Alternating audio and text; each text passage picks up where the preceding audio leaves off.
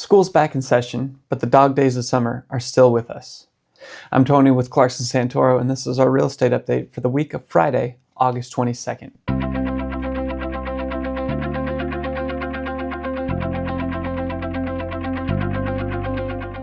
We know that buying or selling a home can be very stressful and confusing. That's why we do these weekly videos, so you can know how the market is impacting your options as a home seller or buyer. Starting off, looking at the week, how it performed, we have 67 homes on the market, 2 more than last week, with an average asking price about the same, $1,842,000, down just slightly from $1,859,000 last week. 11 homes, nearly double the amount that we saw last week, went pending this week. The average asking price on those pending sales did drop from $1,899,000 down to $1,725,000. And again, double the number of homes sold as compared to this week as compared to last week, with the average sales price roughly the same. Here, $1,927,000 this week, down just a little bit from $1,986,000 last week. So now that we know how the market performed in this past week, we can look at the broader indicators that help us understand where the market might be heading. Before we do that, as always, if you do find this information helpful, why don't you hit the subscribe button down below, and while you're at it, share this with a friend. That way everyone can know how their local market is impacting their options. All right, let's look at those indicators. Inventory level increased by 2 homes this week. It still sits in the mid-60s, which has been pretty much the same since the middle of spring this whole year. It's an increase again after we have a month of decrease in inventory following the recent spike. So we're up really high, came down, now we're back to basically where we were before. There was a significant increase in pending sales this week, as I just noted in that weekly recap, hitting double digits, which hasn't occurred very often this year. That should theoretically improve our turnover numbers, but it hasn't done so quite yet. The turnover rate stat is still a 30-day average number, so the weekly stats lag in their effect. So the past few weeks of low pending sales have hurt our turnover number, and it has come down, although it is starting to tick back up just a little bit. And with the higher pending sales this week, I think we'll see that turnover number increase significantly here in the next week or so. Oops.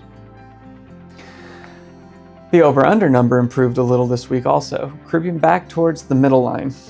This middle line, not quite middle on the chart, but 0 is what I mean when I say middle line. Homes are still closing at about 1.25% below their asking price on average, but that is well within the 2% plus or minus for a normal market.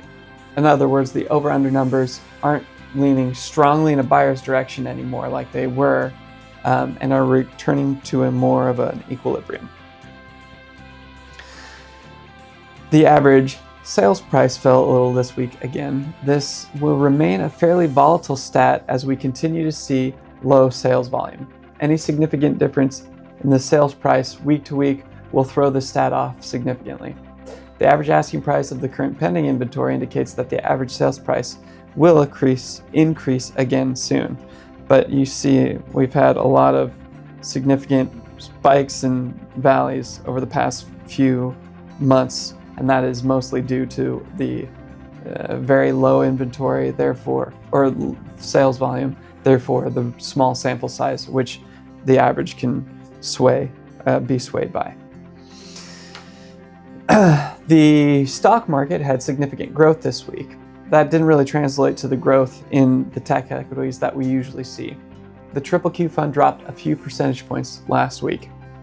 Overall, I think that the general economic uncertainty has reduced, and the QQQ fund will likely bounce back this week, and that should start to translate into a little more buyer confidence in the housing market as well.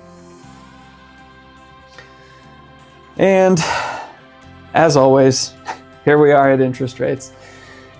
They continue to perform about how they've been for the past year. In fact, this week there was absolutely zero change. It went from 6.58% on average to 6.58% on average. But the Fed is starting to make noise that they will make movement to reduce the interest rates, as they were talking about a tension now between the job market and inflation. So who knows? We could finally see a decrease in the federal interest rates, which could then translate to a decrease in mortgage rates soon. But who knows? We'll just have to wait and see. Nothing major happened this week. We're in the dog days of summer, of the summer market. Now that school is back in session and there's less travel, that can sometimes give a little boost to the market.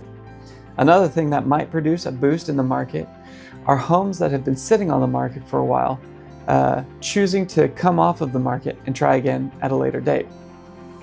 That can give an artificial sense that the market is speeding up as inventory will start to fall.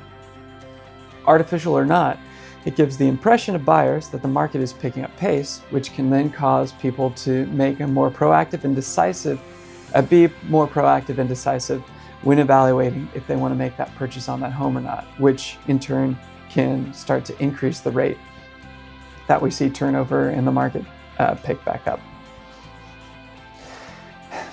I hope that's helpful. Thank you for joining me for this weekly update. If this helps you understand how the market is impacting your options, don't forget to hit the subscribe button down below and ring the notification bell so you don't miss out and you can stay informed on how the market continues to shape up as we head into the fall.